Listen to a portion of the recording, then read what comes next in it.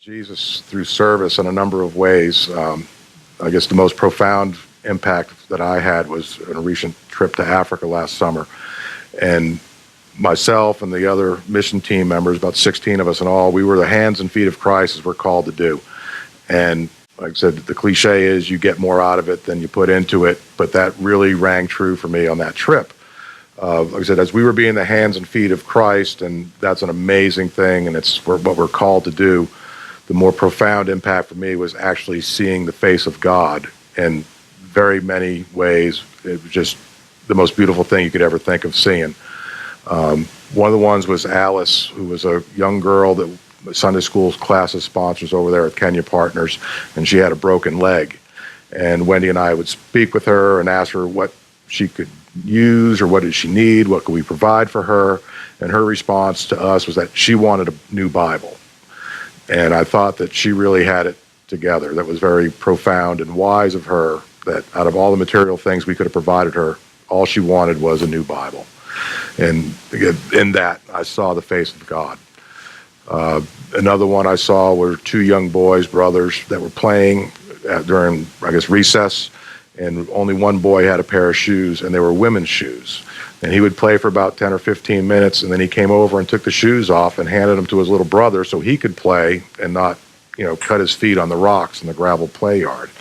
And again, there was the face of God. There was a young child looking out for somebody. It made me think about things differently.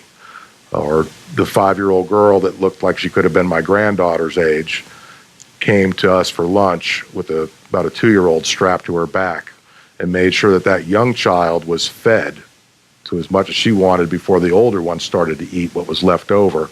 And again, at that young age, I saw God in that child who was serving her little sister. And the most lingering effect I've had is a relationship I've developed with a young man named Sammy at the farm. He was wearing a pair of men's dress shoes that were size 14, probably 2 times as many size that he needed to wear. And all he cared about was growing the food, feeding the kids at the boarding school. And before we left, I had given him a pair of work shoes that I had that were size 12, still too big, but they had tread on them and he could work. And the gratitude he expressed was something I've never seen before.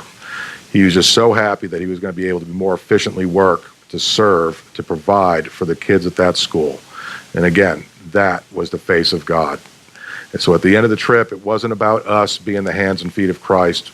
We're called to do that. We had the means to do that. But the people we served, in them, we saw the face of God. And it's the most beautiful thing you'll ever see in your life. So whether you go to Africa or to the Hope House, or just as a greeter or an usher here at Memorial on any given Sunday, you're being the hands and feet of Christ. But look at those that you're serving. There you're going to find the face of God. And that's what it's all about. Does anybody hear her? Can anybody see? Or does anybody even know she's going down today? Under the shadow of our steeple, with all the lost and lonely people.